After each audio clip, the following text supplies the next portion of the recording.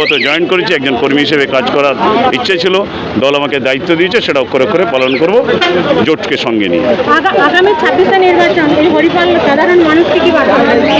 আগামী 26 নির্বাচন হরিপালের সমস্ত মানুষ স্বতঃস্ফূর্তভাবে, আমি হরিপালের ভূমিপুত্র, আমার এখানে একটা পরিচিতি আছে, সবাই সেইভাবে আশ্বাস দিয়েছে যে মানুষ কিন্তু তৈরি, ভোট দেওয়ার জায়গা পেলে বিপ্লব ঘটে যাবে।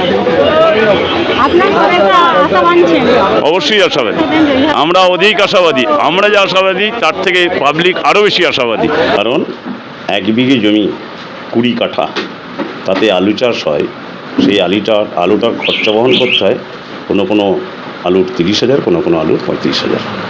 তো উন্নত মানের আলু চাষ করতে গেলে সেটা 35,000 টাকা খরচা। আজকে সেই আলু বিক্রি করা, যার বাজার মূল্য 120 টাকা, 100 টাকা অথবা 150 টাকা, তার মধ্যে আবার কেনার কোনো লোক নেই সরকারি পলিসি বলে। যে কোনো সময় ব্যবসাদাররা দীর্ঘদিন মার খেয়ে লস খেয়ে সরকারের হস্তক্ষেপে আলু বাইরে যাবে না, আলু এত কিছু হবে না, বাজারে একটু দাম বাড়লে পরে চাষি কৃষি পণ্যের উপরে হস্তক্ষেপ।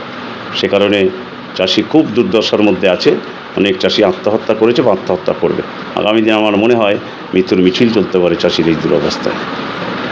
একটা পরিবার, ক্ষুদ্র পরিবার, 2 বিঘে 4 বিঘে 10 বিঘে জমি চাষ করে, সূর্য উঠলে আর ডুবলে সেই পরিবারের হয়তো দেখা যাবে 500 টাকা চলে না, বাধ্য হয়ে চালিয়ে নেয়। আর আজকে যারা কৃষিকার্য করছে তাদের মনের পরিস্থিতি বোঝার মতন।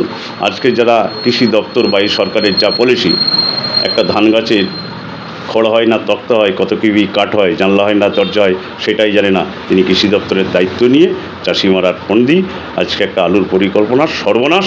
চাষির মনের কথা যে কান্না, আমরাও চাষির ছেলে, কিছুটা উপলব্ধি করতে পারছি।